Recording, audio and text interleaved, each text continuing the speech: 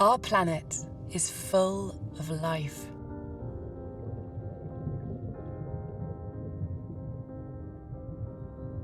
As far as we know, Earth is the only inhabited planet in our universe. But the diversity of life it supports is under threat.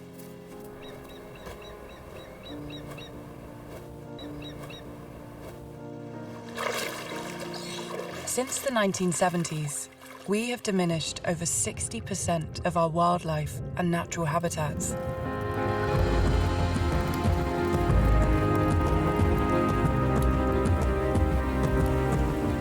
With more than 1 in 7 species now facing extinction and many others in decline, the time has come to readdress that balance.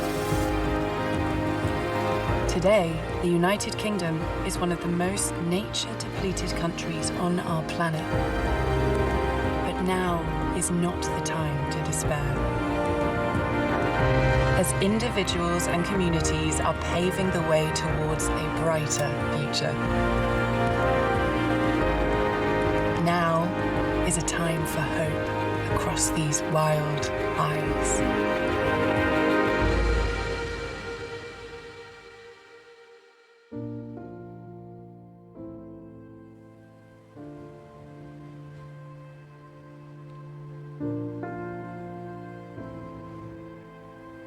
On the Isle of Mull, Scotland, change is in the air.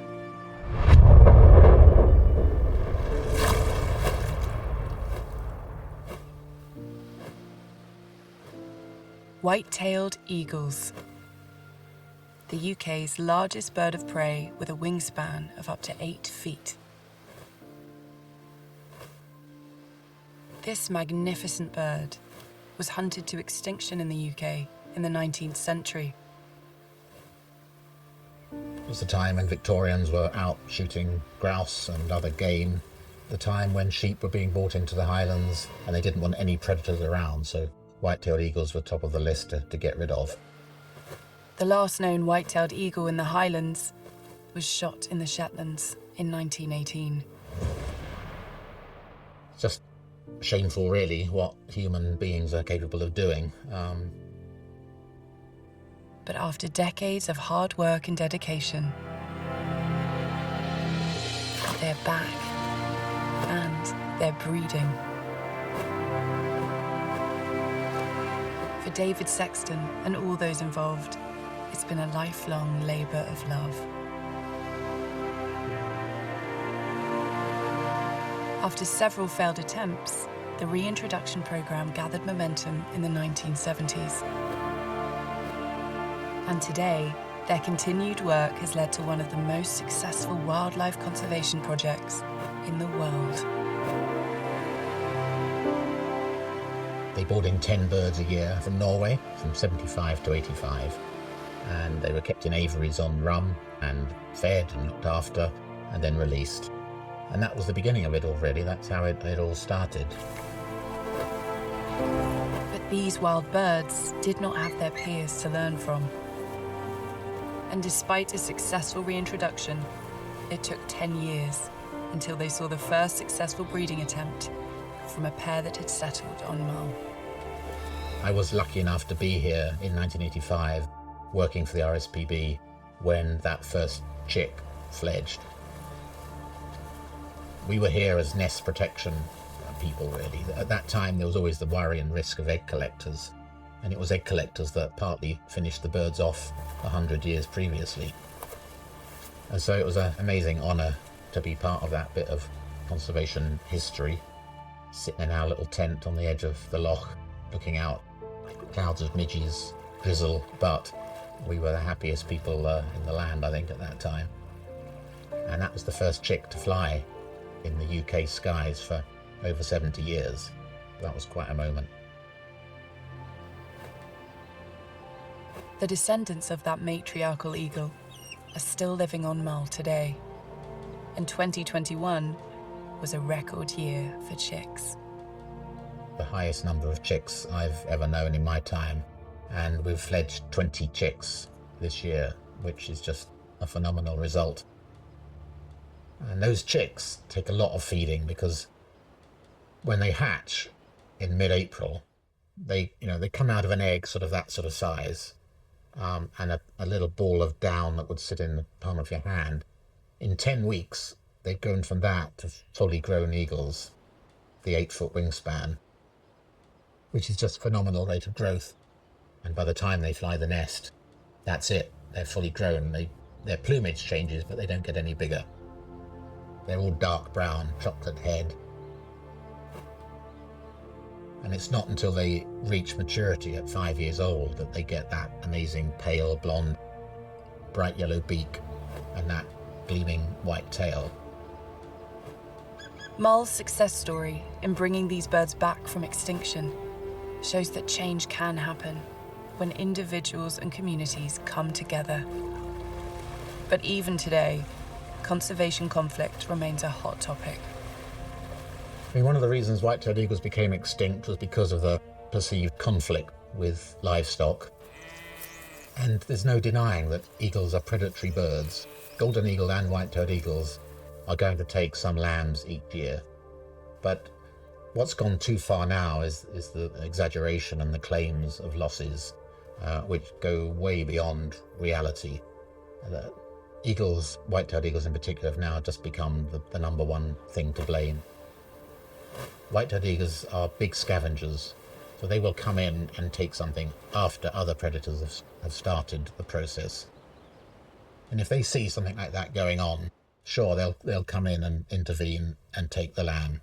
It might already be dead, it might be nearly dead, but either way, it's the eagle that gets seen and gets blamed. They're just an easy target. It's humankind and predators. We tolerate them up to a point, but as soon as they interact in any way with what we want to do, we want rid of them. And that's the sort of challenge which we face. And you understand it from the farmers and the crofters' point of view, because the animals are their livelihood. But what we're trying to do is find ways through that, to find ways of accommodating these birds back in our lives. Non-lethal ways, that is. We know that they respond to things like diversionary feeding. You only have to put out some alternative food source for them if they happen to be nesting near a lambing park, like 3 or 4 fish a day, and they will take that and leave everything else alone. But what is happening more and more now is actually a change in the landscape and a change in the way land is managed. People are wanting to do more about ecological restoration, and that's their main focus. It's not about deer stalking and grouse shooting and sheep farming. They welcome white-tailed eagles. They want them on their land. So there's a definite new era approaching. Despite misconceptions, white-tailed eagles play an important role keeping other predators at bay, maintaining balance within the food chain. And for an isolated island community like Mull, these magnificent birds also generate surprising economic benefits, bringing in as much as £5 million a year as a result of white-tailed eagle tourism. But I think in addition to the economic benefit, which is great, and we need it, it's also just that almost a mental health and well-being thing that they provide for people. They give back bucket loads to the amount of people that are now coming to watch and to see them. People are brought to tears sometimes when they see an eagle in its natural habitat, soaring in the sky. And that has as much worth, in my view, as any pounds in an economic study. David has never forgotten his first encounter while staying on Mull in the 1980s. I'd seen my first sea eagle on a holiday here. Just saw this massive bird flapping across the loch, being mobbed by hooded crows. He screeched to a halt, leapt out, and it just soared up and over the ridge, and that was the trigger for me. There was no going back for David. and he began a lifelong career working for the Royal Society for the Protection of Birds, finally becoming the Mull Protection Officer in 2003. A job he is still firmly committed to today. One of the things that gives me most pleasure at the moment is the fact that we're now able to do for England what Norway did for us back in the 70s. You know, Norway had a thriving population of white-tailed eagles, and they donated a couple of hundred birds over the 3 releases. Now, because ours are doing so well, we're helping a project who are releasing white-tailed eagles on the Isle of Wight. So now there are numbers of white-tailed eagles already soaring over the south and west coast of England. A real source of pride for me that Mull is able to be part of that project. Increasingly, we need to make room in our lives for these animals that rightfully should be here. You know, we were the ones that got rid of them for no good reason. And at the end of the day, it's what most people want in their lives. They want a rich, biodiverse countryside.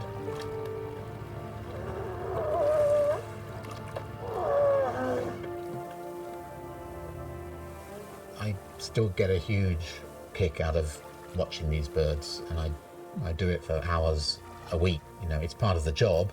I need to know where they are and what they're doing and that they're secure. But I would also just do it because I love doing it.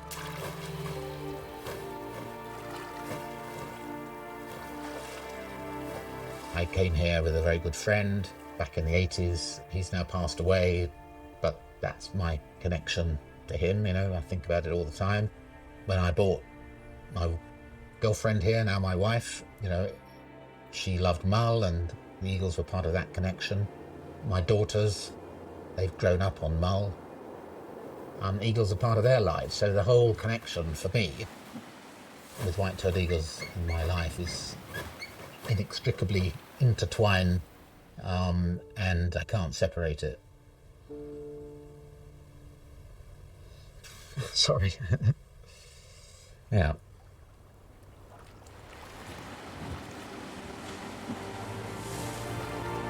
I owe them everything, really.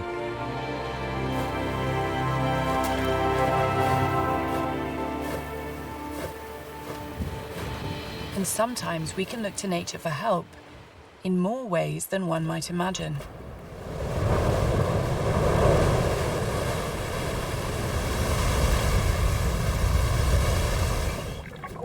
Around the world, news of extreme storms are becoming commonplace. And if global temperatures continue to rise, as much as 51% of the world's population could be at risk from severe flooding. But one animal may be able to help. The Eurasian beaver. These semi-aquatic mammals could play a significant role in Britain's nature recovery and make the countryside more resilient to the impacts of climate change. Beavers are natural engineers. By felling trees and building dams, they can improve the quality of rivers, slowing down, cleaning, and storing water. And these newly formed river habitats attract a diverse abundance of wildlife. Once native across the whole of the UK, beavers were hunted to extinction 400 years ago for their meat, fur, and scent glands. But successful attempts to bring them back in the wild have led to the first urban beaver reintroduction programme in Plymouth, led and supported by a progressive thinking council. The 6-hectare rewilding enclosure is set in an ancient woodland nature reserve, surrounded by local housing estates. When you're inside the enclosure, it doesn't feel like you're in that area at all. It feels pretty wild. It's basically a large community nature reserve where all the wildlife can link up, trying to create a more diverse habitat for the locals and just nature in general. Joe Bestwick began working at Poole Farm 5 years ago and became inspired to bring beavers back to the area after watching a film about rewilding. think we're at a point now where the wildlife is so depleted in this country compared to a lot of countries that I think we sort of have a duty to try and bring a lot of that back wherever possible and practical. And about 3 years ago, we sort of all put our heads together and thought, could we release beavers here? Logistically, it was very difficult, but I think from a sort of passion side of things, we all were really had our heads in the right place and we were all really keen to try and achieve it. After many consultations, their passion and dedication paid off. In November 2020, a lone male beaver was introduced into a specially built enclosure. The first to inhabit the valley in over 400 years. A few months later, he was joined by a female.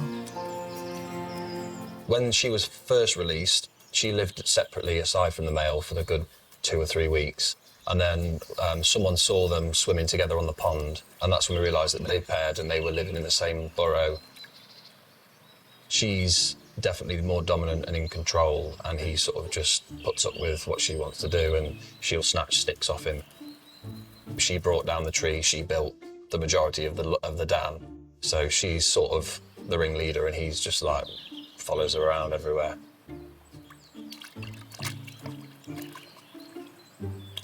Eurasian beavers can weigh up to 38 kilograms and are substantially larger than badgers.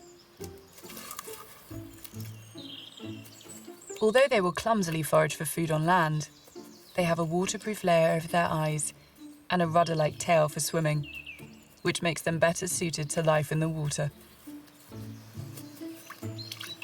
There's a common misconception that they will eat fish, but they don't eat fish, they're completely herbivorous.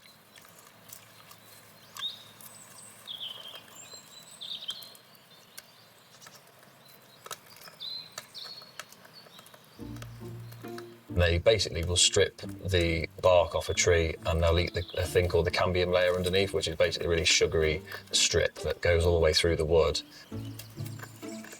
And then they'll also eat a large amount of vegetation, so they'll eat brambles, they'll eat ferns and bracken and, you know, everything that you might find, they'll feed on it. Beavers pair for life, and the recent arrivals have attracted a lot of interest from both young and old within the community. And there is no doubt about Joe's feeling towards these animals, which has earned him the nickname of Beaver Man. To be honest, they do mean everything to me. Like they're just brilliant, and I think that it's amazing to see an animal that can just basically do what you want to do for conservation in its own time, and it can completely shape an environment. You know, you can change a whole river system, you can change a whole area of trees just from one animal that's digging channels and building dams and things. So yeah, I think they're great, and I think they should be protected and encouraged to spread in controlled ways. The main reservation I saw was the welfare of the beavers. I think people were worried that, you know, you might get a few people coming down and breaking in and doing things that they shouldn't be doing. So it's something that we took on board. That's why I've got the cameras out, keeping an eye on it. We've got the regular beaver patrols. Beavers are largely nocturnal, which means the camera traps that Joe sets can observe their nighttime activities, as well as monitoring their welfare around the clock. I tend to just follow where their feeding signs are. So if there's something interesting, a new tree they've started gnawing, or obviously when they started building the dam, and when there's beaver sticks that turn up in a new location, then I'll try and anticipate that and get that on camera. A lot of the good footage that I got, luckily, was just through sort of thinking like a beaver and trying to anticipate where they'd go. Joe can already see a difference in the landscape after only a few months of beavering away. With the beavers, one of the main aims was to potentially show that flooding can be reduced from their behaviours. If you imagine you've got a watercourse that naturally is the same all the way through, in our case it's 600 metres of the same topography of water, and then they've now put a dam in front of it, you now have a really fast area of water, comes in, it slows right down. When you stand back and look at both channels, you can see a noted difference between the channel that they have affected and the channel that they haven't affected.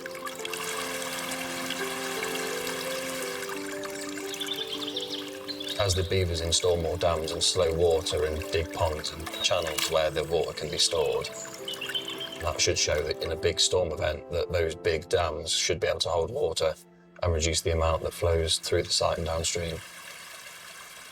Yet sometimes the journey to a wilder planet can take longer than expected.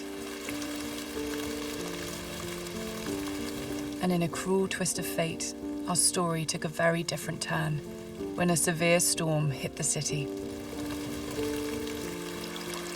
The torrential rain caused substantial damage to the enclosure, and both beavers escaped.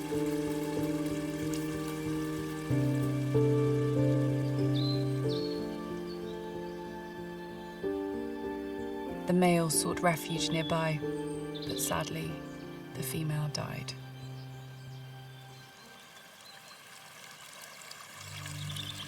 If these architects had been here just a little longer, with more time to build dams and slow the flow of water, then the outcome could have been very different. Joe and the team remain committed to the project and are rebuilding the fences with a new, stronger design.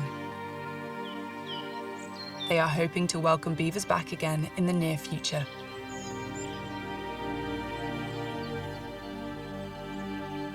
What a fitting legacy it would be for the beavers at Poole Farm if other authorities were to follow suit in areas at risk of flooding around the world.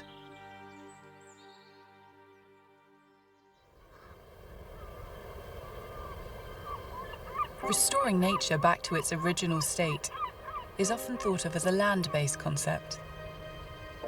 Yet it's the oceans in which all life on Earth depends.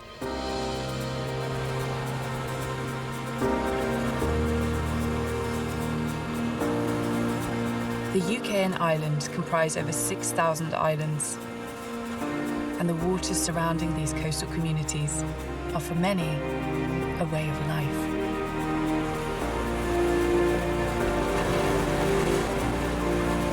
Dr. Isla Hodgson is a research scientist, and the waters around the west coast of Scotland are both her home and her passion. The Sea of the Hebrides is basically one of the most amazing places that we have, not only in the UK, but in Europe. It's a hugely, hugely biodiverse place.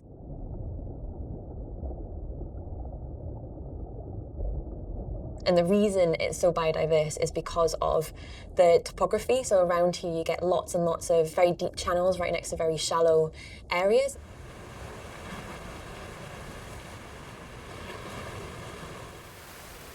Cold water is extremely nutrient rich. So when that comes up to the surface in certain areas around the world, that's called nutrient upwelling. So that brings these lovely nutrients back up to the surface, and it acts almost like kind of like a fertilizer does on agricultural land. Around the Sea of the Hebrides, you get a huge, huge diversity of life, and it's just a really, really special place.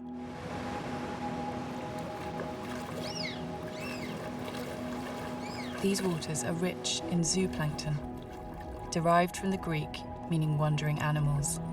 This type of plankton contains anything from microscopic organisms to larger species like jellyfish. This bloom of plankton sets off a magical sequence of events, attracting other creatures to come and feed. So you get fish like mackerel, herring, sprat, sand eels. So sand eels are actually the lifeline of the Hebrides, if you like. They're a really fat-rich fish, and that brings all the seabirds and all the cetaceans, all the whales and dolphins. And then that also brings the species that I work the most closely with.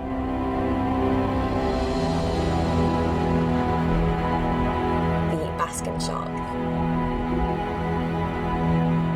Reaching over 40 feet in length, It is the second largest shark in the ocean, and they migrate to these shores every year, making this area one of the world's biggest hotspots.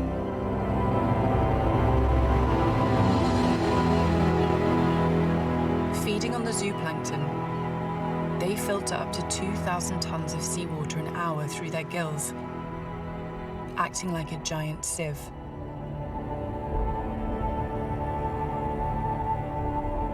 These gentle creatures cruise slowly along the ocean surface, which has in the past made them an easy target for hunting. They're pretty easy to find.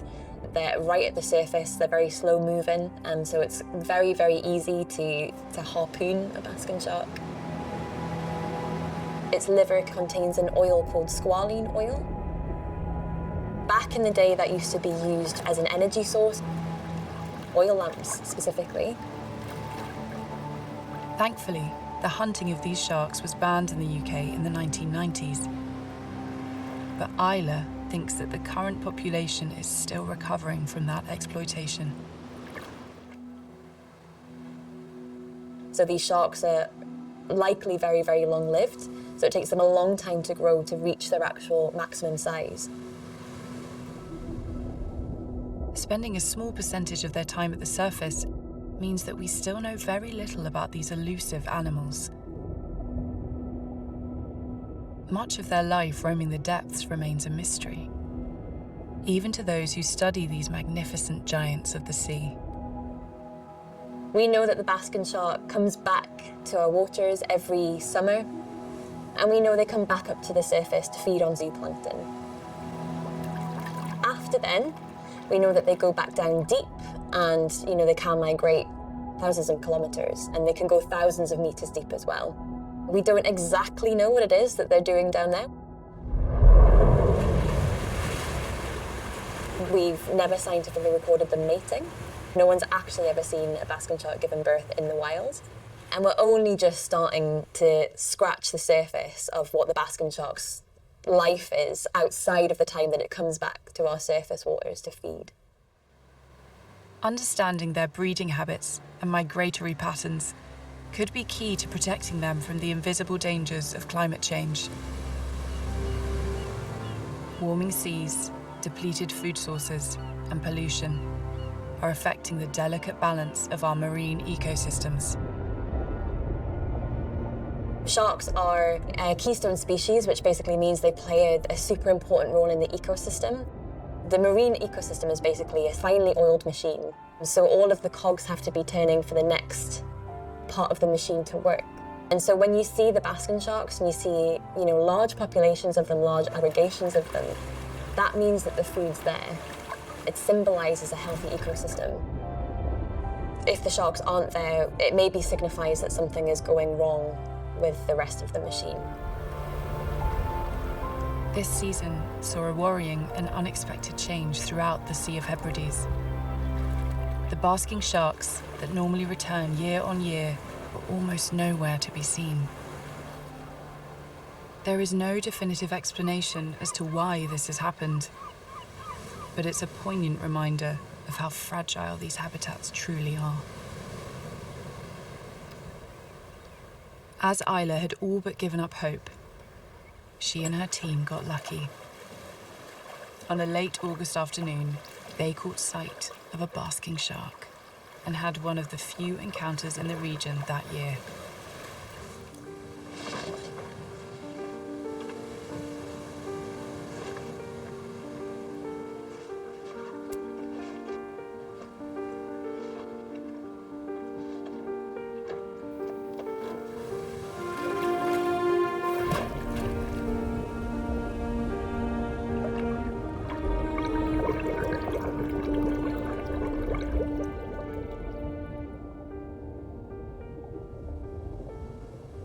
I felt relief because it's very rare for me to get to almost the end of August and to have not seen one the entire season.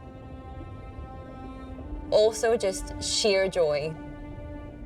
It signals to us that the sharks are still there and the ecosystem is still working how it should.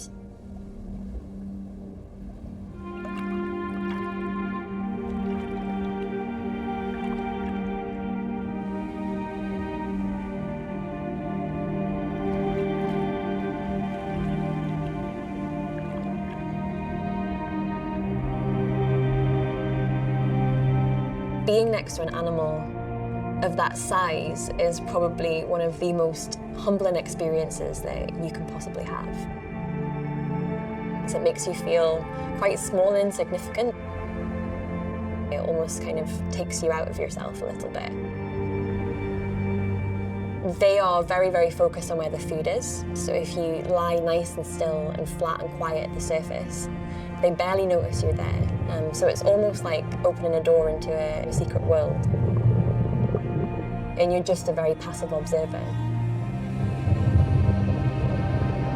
Not only is it a window into a world that, usually we're not part of, but it's also kind of like a door into the past as well. So you're just seeing these animals that have been successful for such a long time, way longer than humans have, and just kind of being in its presence is just so special.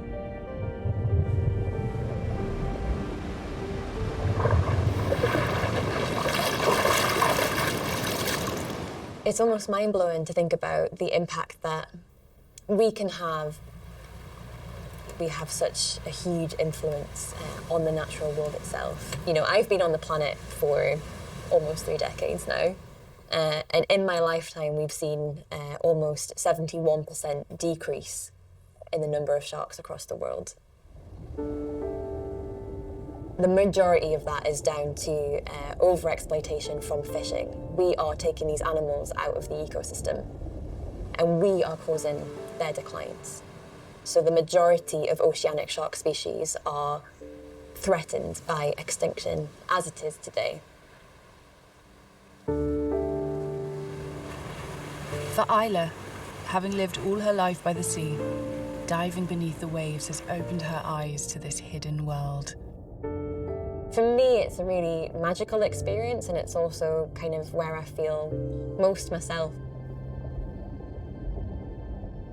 When you're under the waves, you kind of don't really get a chance to think about much else other than kind of what's around you.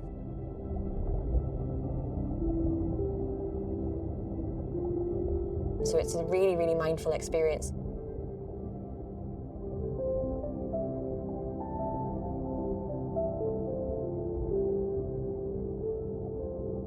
You don't have, emails pinging in the background, you don't have your phone in your back pocket. Where you just kind of switch off from all of that life on land and just become completely immersed in this other world.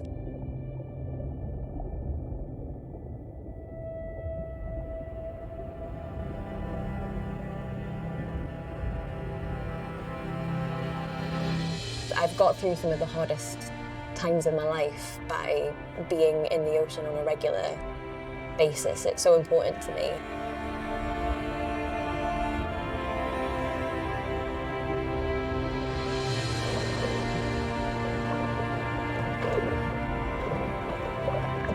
There's a reason why people who have been through trauma or have been through really difficult times actually, seek out the water for kind of physical and mental therapy.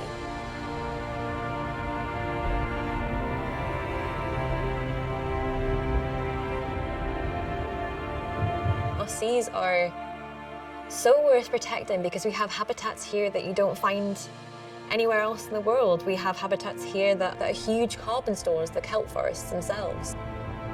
They're not just beautiful, they're not just nursery grounds for juvenile fish, they're actually also storm defences, and they're also natural carbon stores. These are all things that can benefit us, as well as, just serving a function within the marine ecosystem. There's a lot to protect, and a lot that needs to be done, but we can start by just showing people how much there is, and what we actually stand to lose.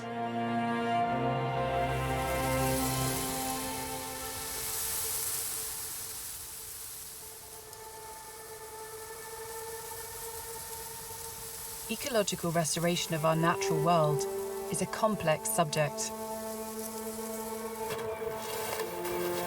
As we look to the future and restore what has been lost, we must continue to recognise the livelihoods and shared concerns facing communities both here and around the world. Yet when we can find ways of working together, the outcome can often be as surprising as it is rewarding.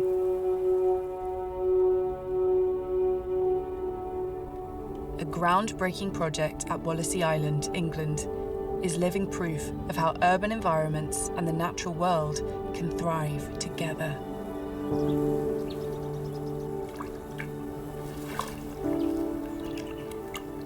In 2008, London's Crossrail project excavated over 8 million tonnes of earth to make way for its new underground railway, deep beneath the capital. Working in partnership with the Royal Society for the Protection of Birds, 3 million tonnes of that excavated earth was relocated to help create an expansive coastal wetland. The most innovative project of its type in Northern Europe. By raising the land above sea level, they created a new intertidal area of salt marsh islands and mudflats, covering 115 hectares, as well as a network of creeks, saline lagoons, and large areas of grazing marshland, which is managed by some four-legged locals.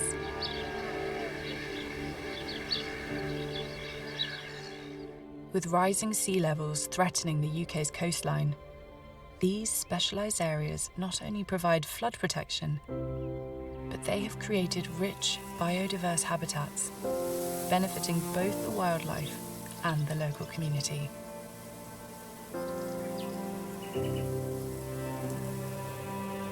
Wallasey Island is now home again to large populations of native and migratory birds, and has become a conservation area of international importance. Gulls and terns flock here in great numbers, as do overwintering waders and wildfowl.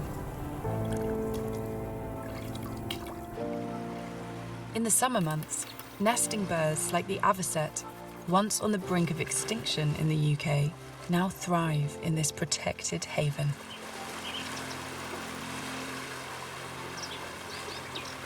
Their return is one of the most successful conservation stories in recent years.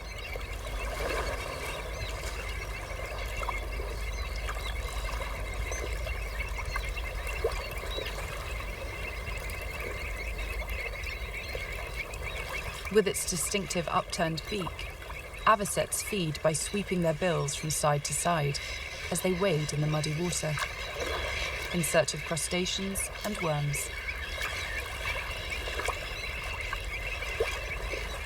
Quite handy when you can't see what's below the surface.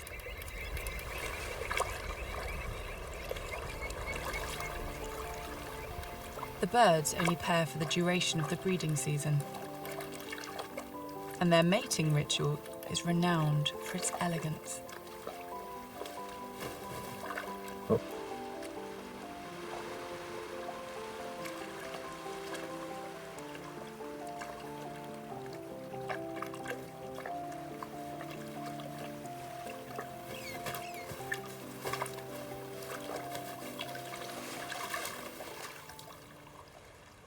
Elegant and balletic they may be, but these birds are also known for vigorously defending their territory.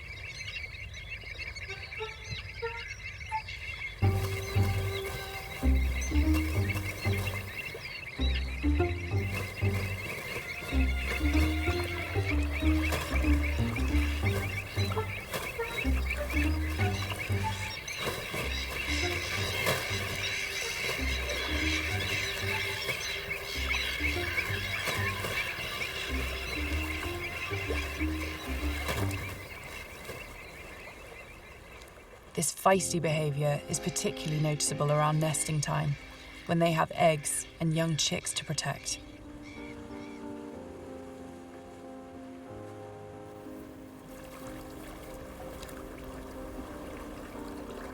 Within hours of hatching, these little fluffy chicks are able to feed themselves, under the watchful eye of Mum and Dad. But it takes several weeks until they're fully fledged.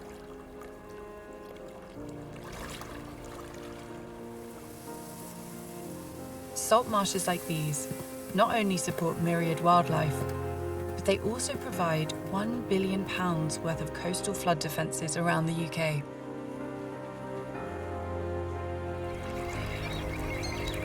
The success of this project shows that we can find solutions beneficial to both industrial and natural environments. Sometimes we just need to think in new and refreshing ways. With a projected 9.8 billion mouths to feed by 2050, the challenge of meeting those needs whilst preserving our natural world has never been greater. Thankfully, some people are finding solutions that don't cost the earth. James Fox Davies grew up on an arable farm in landlocked Shropshire. The desire to investigate sustainable food production led him to return to his farming roots, but this time it was aquaculture. So when people ask me what I do, I usually say I grow things in water. When a local mussel farm came up for sale in Cornwall, James found himself at the cutting edge of sustainable farming. People talk about sustainability, it's a bit of a kind of buzzword, and kind of trying to get behind what does sustainable mean. And for me, it's how do you produce this protein that we all need, have a farm that you can increase the size of it, kind of scale it so that you can produce more and more, but without having a negative effect on the environment. Mussel farming has been around the UK shores for hundreds of years. And although it is a traditional low-impact form of farming, it's not scalable. There are problems with the traditional method of farming shellfish, so mussels and oysters being grown on a riverbed or a coastal area of the UK. You are going to be relatively close to point sources of pollution. That's always going to happen. You can't kind of 100% guarantee the purity of the water in certain areas of the coast. However, one thing you can say is as soon as you start to go a mile, 2, 3, 4, 5 miles off the coast, the water becomes more and more pure, so you are growing your product in a pristine environment. James farms the mussels using a technology developed in New Zealand called the long line and dropper system.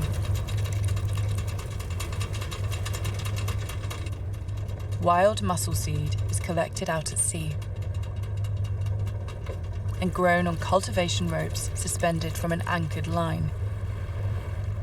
Those mussels then grow over a period of time. There's a bit of husbandry, so partway through the season what we'll do is we'll pull them out when they get to a certain size.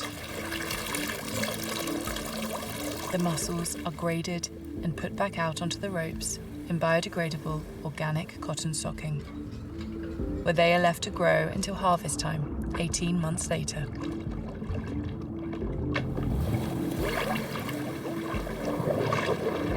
Mussels filter the water around them, absorbing particles of plankton and algae as food. Recent research into these mussel farms has found that they can have a positive impact on their surrounding environment. One of the UK universities on the south coast has looked into what happens underneath these farms, and they found that actually it brings in more species of fish. The mussels act as a source of shelter, but also as food, and you find that actually you bring in more diversity. Another kind of criteria that I use for sustainability is if we pulled that farm out, what would happen to the environment? And I think the answer has been proven that if you pull that farm out, within 3 years, you could go back to that site, back to the seabed, back to the area that it was in, and there would be no effect. You would really struggle to tell there'd ever been a farm there. As well as cleaning the surrounding water, mussels also sequester carbon into their shells, giving this rich natural protein source one of the lowest carbon footprints of any grown food. Away from pollution, these mussels grow quickly and are often much larger than their bed-grown counterparts, A lot of the time, if you look at them from underwater, they'll just be open in the water column, feeding constantly. And sometimes they get so fat that actually, when we pull them out of the water, they try and close, they can't. I mean, that's a great example of just a really kind of efficient animal that is really feeding very well. As the global population increases, James believes that aqua farming has the potential to offer sustainable solutions to the pressures facing food producers. There's definitely a worldwide appreciation that we're at our limit with fish, and it definitely will be taken up through aquaculture. It's just, it is that simple. There is technology now that wasn't here 5 years ago, which allows us to pretty much grow any shellfish or finfish on land. James thinks that we could even see traditional livestock farmers branching out and opening their own niche aqua farms in the future. It's not as bonkers as it maybe thought. That maybe sounds now. Maybe it's just another product, and they do sheep and they do cows and they do tropical shrimp. We'll be looking back in 20 years thinking, of course, that's the way we're going to do it. And that particular farmer sells to the local restaurants as he does with his lamb at the moment. That is, I think, to be determined where we go with this kind of new technology. Our urban environments may even become home to ocean farms in the not too distant future, allowing our seas to recover and replenish.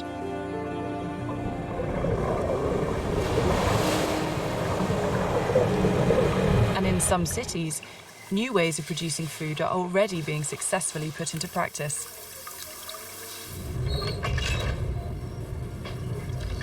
In the most unlikely of places. Startups and businesses like London-based Growing Underground have drawn inspiration from other cities around the world by growing food vertically in disused underground spaces with no natural daylight.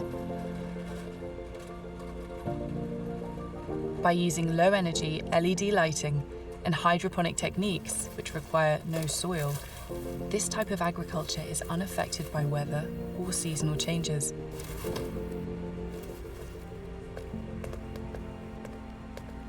These carbon-negative farms are already growing produce all year round, using 100% renewable energy, 70% less water, and far less space than traditional open-field farming. These fresh microgreens are grown pesticide-free. They're 90 times more nutritious than their fully grown counterparts, and only take 2 weeks to grow.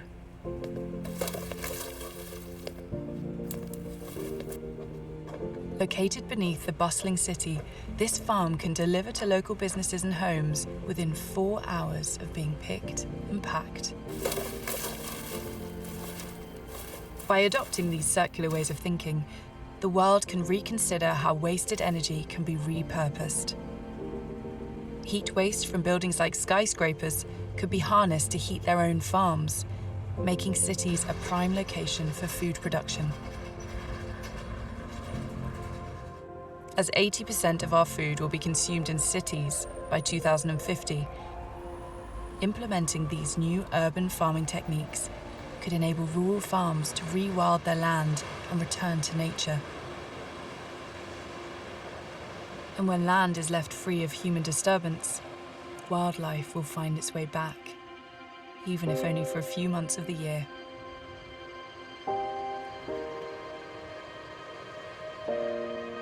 The Wildlife Trust's Skomer Island in Wales is now a protected area, and at springtime every year, it attracts some very special oceanic visitors to its shores.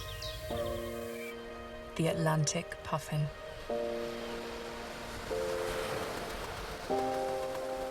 After spending many months at sea, the breeding season brings them ashore.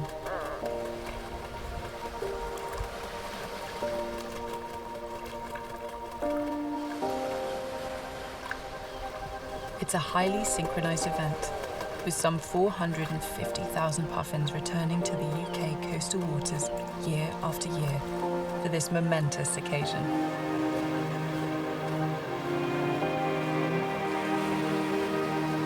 Like many birds, their ability to find their way back to the same site each time remains a mystery to us. forming vast clifftop colonies along with many other species. Skomer is a fantastic haven for ground nesting birds.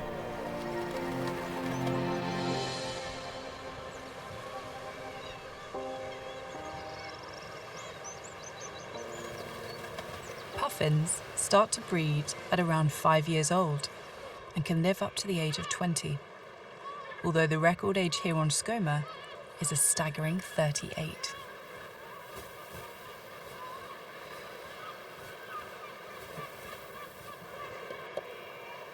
Puffins pair up before coming on land and often mate for life.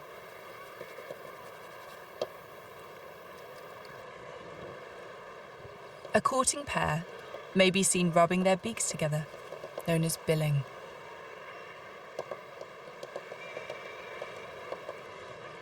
Unlike many birds, puffins build underground nesting burrows where the female will lay a single egg. Both parents incubate the egg, and when the puffling is born, feeding duties are shared. Sand eels are the staple diet, and with the chick needing up to 8 feeds a day, it's non-stop for the puffling's parents.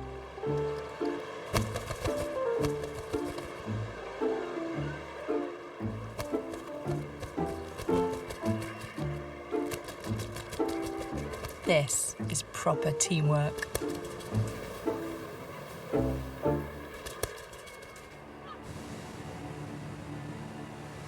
But opportunists are never far away. While some choose to take flight, others run the gauntlet back to the nest.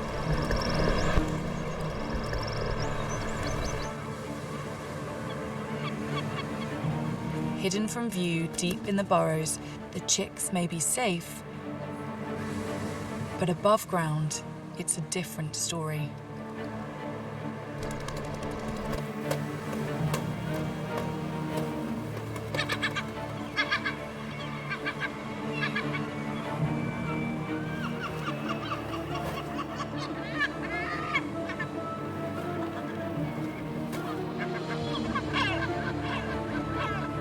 The gulls ambush the parents returning to the nest with the latest catch.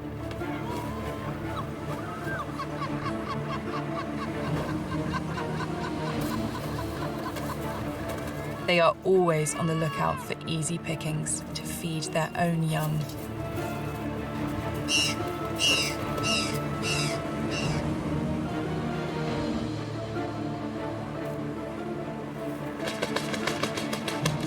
Building their nests close to the cliff edge means they can come and go quickly, reducing their chances of being ambushed. But sometimes it's better to lay low until the danger has passed.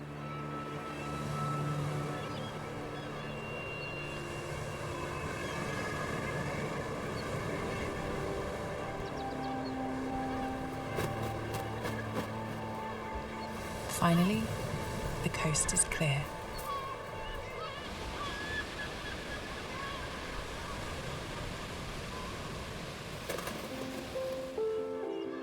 Puffins are amazingly agile swimmers. Moving at great speed in the water, they can dive to a depth of 60 meters.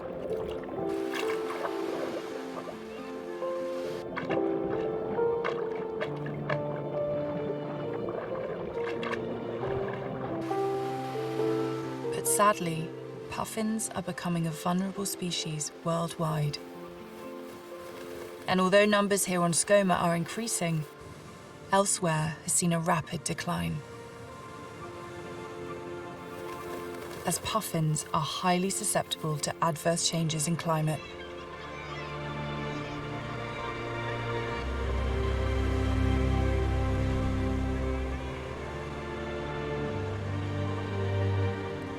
With the UK being home to 10% of the world's puffin population, addressing the issues of climate change is vital to give these 10-inch wonders a fighting chance.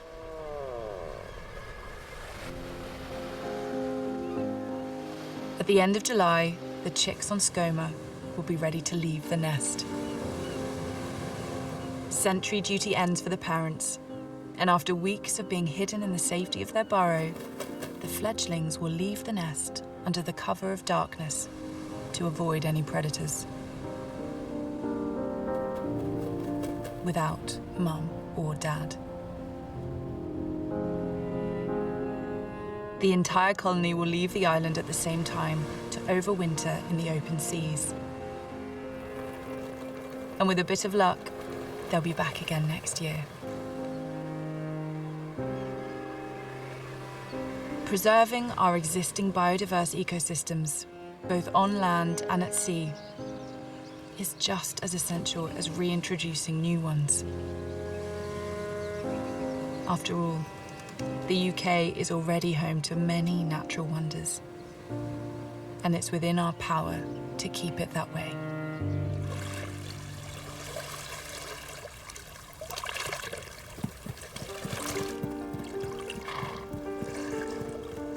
On the Isle of Arran, Scotland, Howard Wood spent much of his youth freediving the local waters.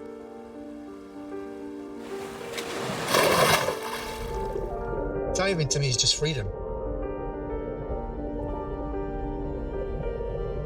I always feel when I'm diving that I'm exploring.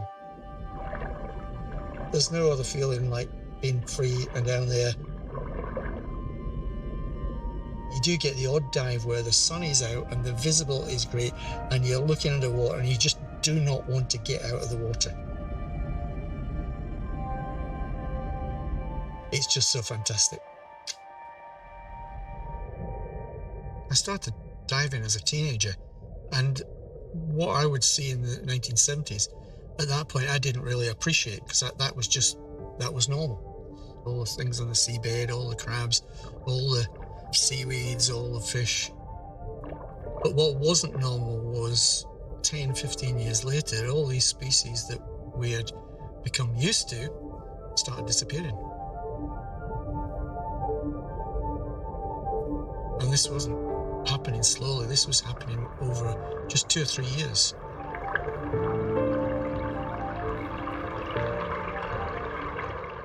We didn't realise it at that point, but there'd been a major change in fisheries legislation. So our seas were being denuded week on week, month on month, year on year. And as divers, we could see that through the late 1980s. And local people going out fishing, angling, struggled to catch anything but a few mackerel. It didn't seem like anywhere was doing anything about it. Howard took the matter into his own hands. With close friend and dive buddy Don McNeish, they set up the Community of Arran Sea Trust, known as COAST, in 1995, with the aim of reversing the decline in Arran's marine habitats. Landlash Bay is no different from any other bay or any other sea loch in Scotland. What's special about it is that for 20, 25 years, the community working with Coast have empowered ourselves to persuade as many people that we can that we need marine protected areas.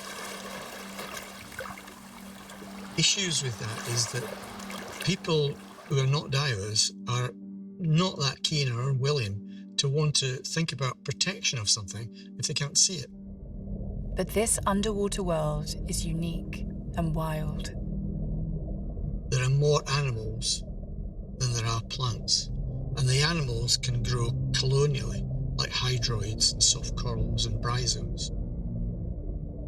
Now, until I was trained 20 years ago in sea search, I just thought there were other bits of seaweed, but actually these are animals. You can get some species that will land and attach themselves to tidal areas, and the tide brings their food to them as it goes back and forward. So I can't think on land, that doesn't really happen. We don't have animals stuck to the same spot. So it takes you quite a while to get your head around the complete differences between the terrestrial environment and the marine environment. The journey they embarked on 25 years ago was not for the faint-hearted. We honestly didn't realise how long it would take. We just thought it was such an obvious, simple idea.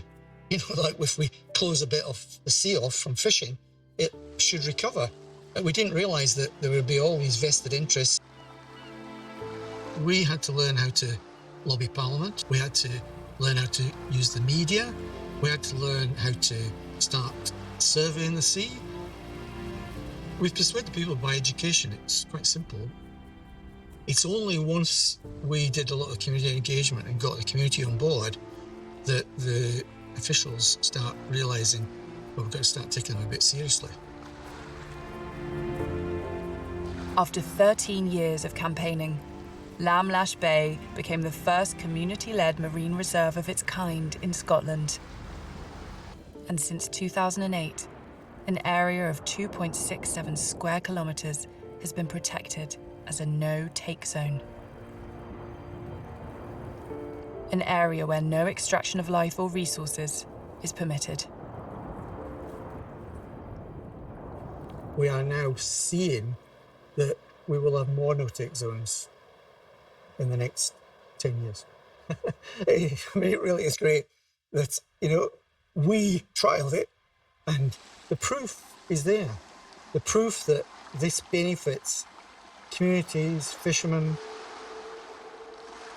The figures are much, much better than I would ever expected. And these are not my figures, these are figures from university researchers. And the estimate is that the scallops within the no-take zone seed an area 40 times as big.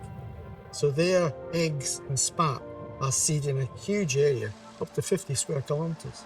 And it's very similar for lobsters. The general species abundance within that marine protected area increased by 80% in less than 4 years. It goes to show that if you take away the most destructive, unsustainable forms of fishing that are dragging away at the seabed, that the environment bounces back, and it actually bounces back pretty fast. You know, you're starting to see things within 3 to 5 years, and within 8 or 10 years, you know, you're starting to see real recovery. But you're not going to see that recovery until you actually put these things in place. And we need to put them in place as soon as possible and stop the delays that is happening at the moment.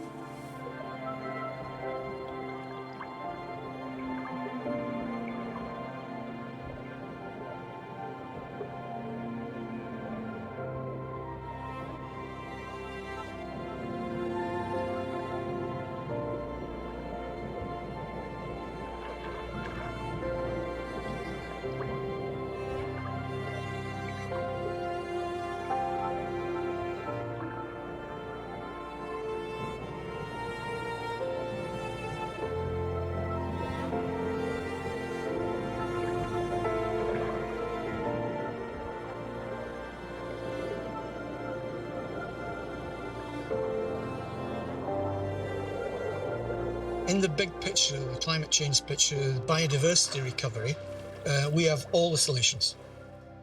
Every solution is there, but there's only a lot of hope if policymakers, leaders, start actually following the science. We need to start looking after the environment, especially for me, the marine environment, for the sake of our kids and the next generation.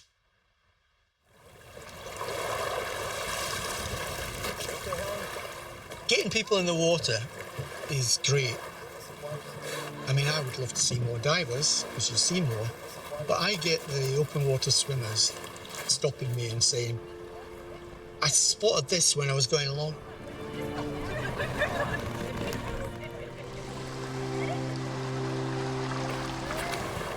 So the more you get people in the sea and the more you get people looking, the more people are interested, and the more they appreciate coast and the more they're able to protect what we've got. We have 10 years to start implementing things. We have to move, and we have to move fast, because the more resilient our marine environment is, and the more healthy it is, the more that we will be able to cope with changes in climate change, which is going to come, no matter. But we've got to make the marine environment and our environment much more resilient.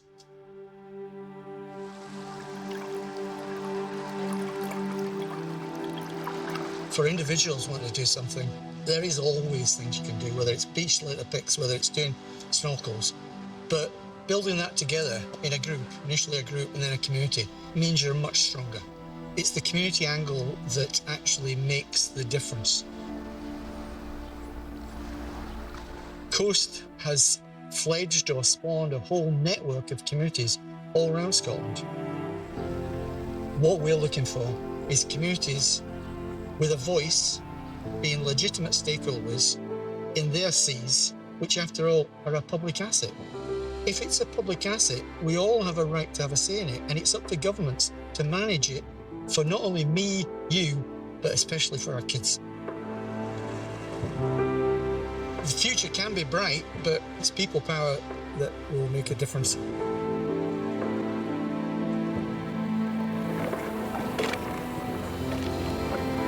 Howard's passion for protecting the local marine environment and inspiring people power led to him being awarded the prestigious Goldman Prize in 2015. Every year, the prize honours 6 individuals from around the world who have brought about positive environmental change at grassroots level, with the help and support of their local communities.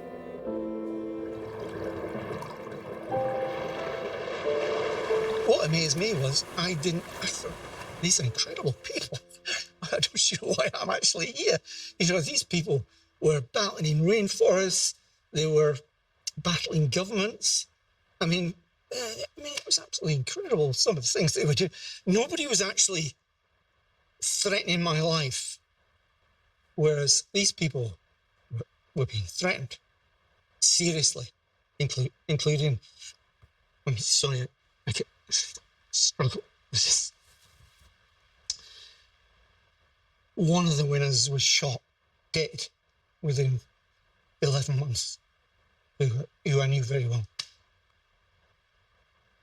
So, you know, we have nothing in comparison to people around the world who are being shot, killed for just trying to protect the planet.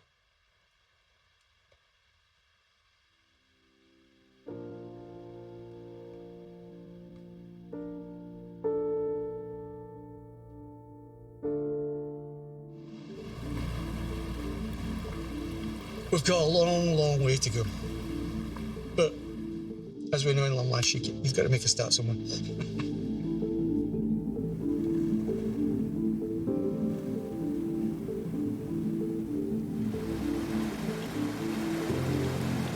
All over the world, people are making a difference, highlighting the plight of habitat loss both on land and in the oceans.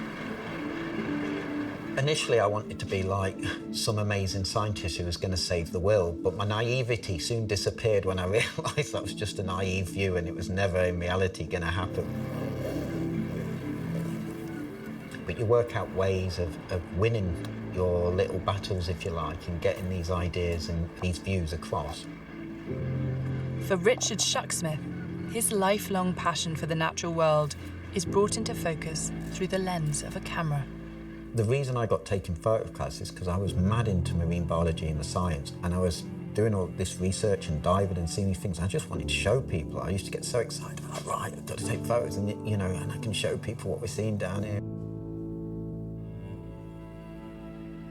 Richard lives with his family on the Shetland Isles, an archipelago in the Northern Isles of Scotland. Ultimately, we're a tiny rock in the middle of the Atlantic. It's a beautiful place, it's wild and rugged, it's on the same latitude as southern Greenland. The sheer cliffs and rocky inlets make Shetland home to some of the largest seabird colonies in the UK, including thousands of gannets.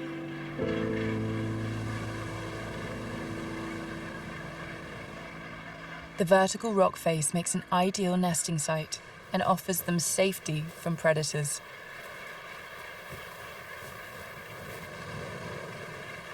The cliffs also provide them with a constant updraft, which helps them to take off and land quite gracefully, considering their size. The northern gannet is the largest British seabird and can weigh up to 3.5 kilograms. They're incredibly beautiful with their yellow heads, and they have the little blue ring around the eye, and they've got like the big beak. Like the albatross, these gannets are monogamous and mate for life. They return to the same breeding colony year after year. And each time the pair reunite, they greet one another with the ritualistic bill clacking.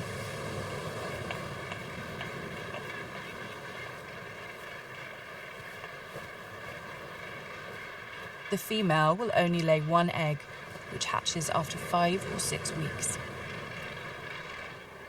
Responsibilities for their young offspring are shared. When one parent goes fishing, the other remains on guard at the nest. The oceans are huge, so not everywhere has a mackerel in it, so the male have to travel sometimes hundreds of kilometres to go and find these shoals of mackerel.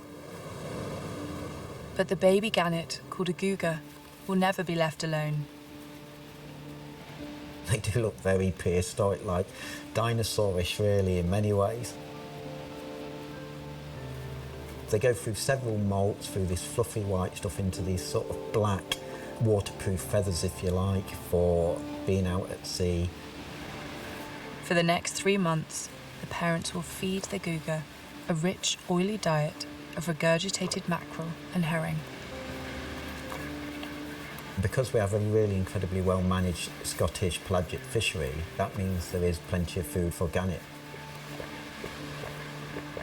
The population here on Shetland is thriving today.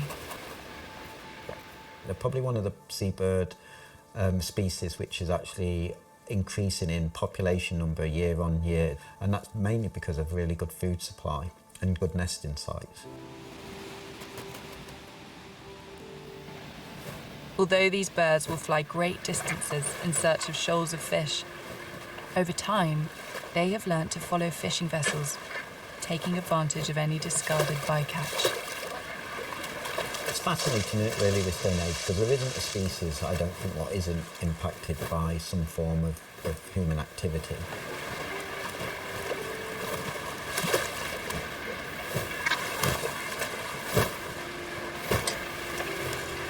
The more direct and obvious effects is like the fishing rope, the fishing line, the plastic in the ocean, what you see caught up in the nests and so on. Gannets will build their nests on the sheer cliff face, using the natural materials around them. But all too often, debris from the sea like rope, nets and plastic find their way into the nest, sometimes to devastating effect. I would almost guarantee you would not be able to find a gannet's nest anywhere in the UK which doesn't have a bit of plastic in it. And if you think about it from a nesting point of view, they must see it as like the ideal, perfect nesting material. But obviously, because of their tongues with tiny little barbs in, because this is quite fine fibres, then that gets caught behind a little barb and then they can't get it off. The outcome of that is often you see gannets hanging from the nest where they can't get it off and they've tried to fly off and then they fall and then they're just hanging there. And yeah, there's not a lot you can do. They're just going to die, basically. And that's really negative and it's really sad because that's a total human-induced impact. And that really, you know, we could stop that. If we didn't chuck plastic in the ocean and we didn't lose ropes and everything, none of that would happen. It's not high on the big issue list because the gannets are doing really well. However, in an ideal world, none of that should happen. The dangers of plastics in our seas has been well highlighted in recent years. Their impact on marine life and their absorption into the food chain is still being researched. But Richard thinks we have digressed from the biggest issue facing our oceans today. Actually, the biggest issue for our seas is biodiversity loss, is overfishing, trawling, and actually destroying seabed habitats. But you pull a trawler across a seabed of invertebrate life, you just wipe it out, and that's gone. And actually, what we should all be pushing for is dealing with the biodiversity loss, both on land and in our ocean, because it would actually help us deal with some of the climate issues. So it all goes hand in hand. But really, the big issues is biodiversity loss, and that's the one we should be trying to deal with first, and the plastic should come second, in my eyes. Whether on land or in the sea, a diverse ecosystem is more resilient and more likely to bounce back from man-made or natural disturbances. Thankfully, the well-managed waters around the Shetland Isles still retain many biodiverse hotspots. It is amazing what's going on down there and all the interaction between all the different animals. As a keen diver and photographer, Richard spends many hours beneath the water, observing marine life, including the incredible agility of diving gannets.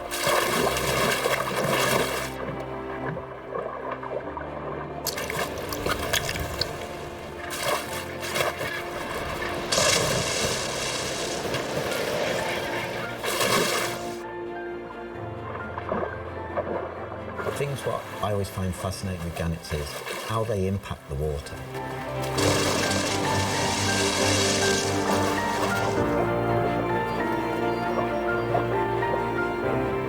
It's amazing, really. You know, you're talking a gannet maybe 30, 40 metres up in the air, the wings go back and it hurtles down to the sea, and you literally hear it hit the sea, and it's like a massive thud. And you look at that beak and that forehead, and you realise that's actually evolved to take that impact. They have special air sacs under their eyes and around their cheeks. Their nostrils are fused so they don't get seawater going up their nostrils. And actually sometimes it's amazing when you're underwater because they're all swimming around.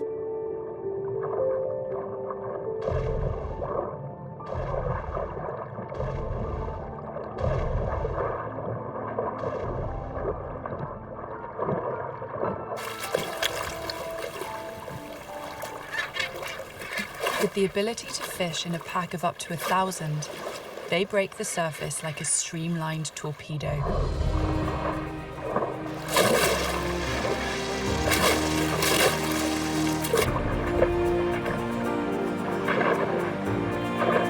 Reaching speeds of up to 60 miles an hour.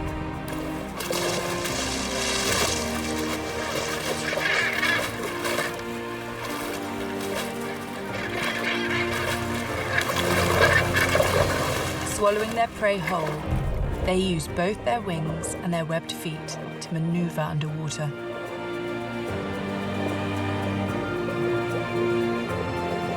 Soon, it will be time for the Googers to hone their diving skills.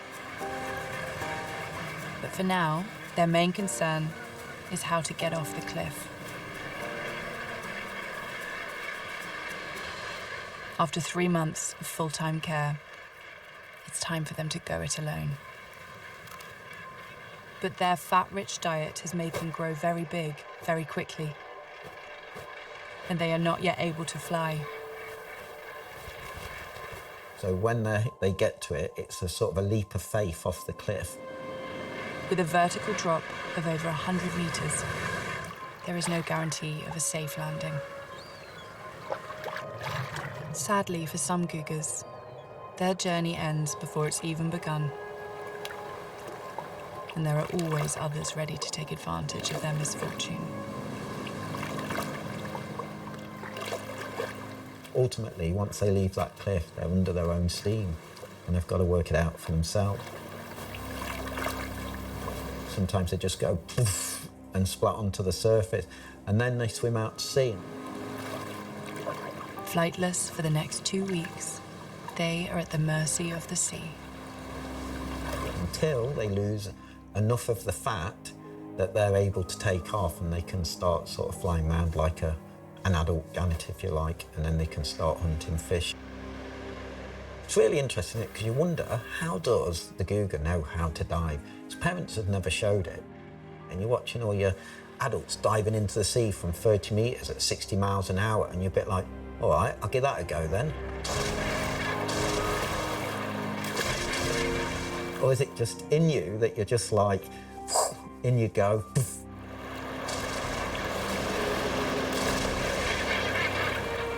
Other things get taught to feed, like killer whales, they teach their young how to feed. Otters, they teach their young how to dive and so on and teach them, but there's none of that with seabird. Richard has always chosen to live in wild and rugged places. And like many people today, he recognises the importance nature can play in positive mental health. The world can be a stressful place. We all know it. You get caught up in work, you get caught up in lots of different things. It can be quite stressful. And the minute you step out the door, all that stress just sort of disappears. You get these fantastic views, you're in amongst the wildlife, you're seeing otters, you walk around, and suddenly it all just disappears.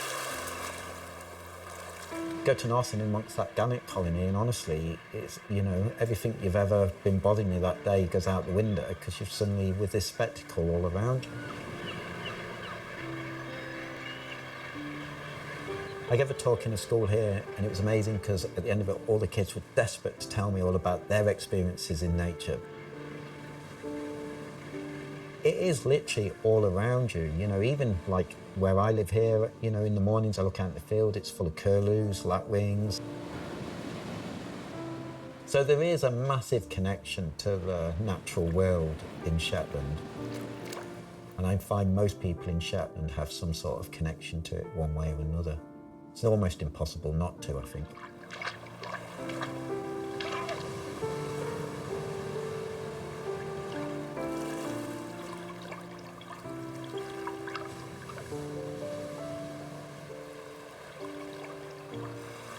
Because we're wild, we've got the sea all around us. In Shetland, you know, we even have otters in the middle of Lerwick. It's everywhere. The killer whales go through Lerwick Harbour. You know, you suddenly get sort of several hundred people lining the shorelines watching them go through. There's some things which are really good at engaging people, and I think sort of cetaceans and things like killer whales are really good. But ultimately, I think with the way the population's going size-wise, we need a global effort which comes from government.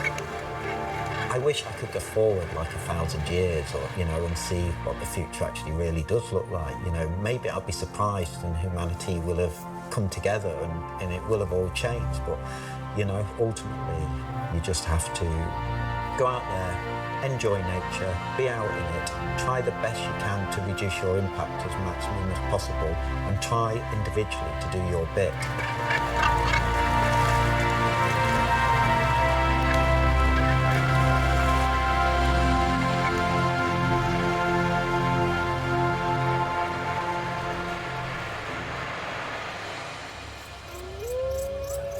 We have the power to heal our natural world and to bring back some of the mammals that once roamed these shores.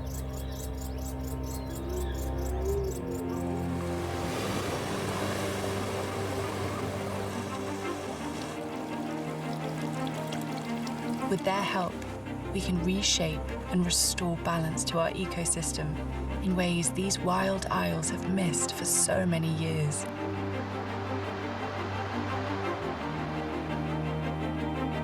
We have an opportunity to pass on a more sustainable, biodiverse, and wilder planet to future generations.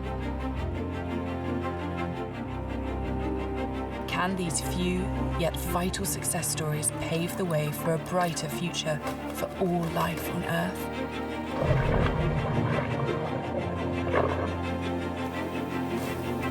Only time will tell. As the voice of change begins and ends with every one of us.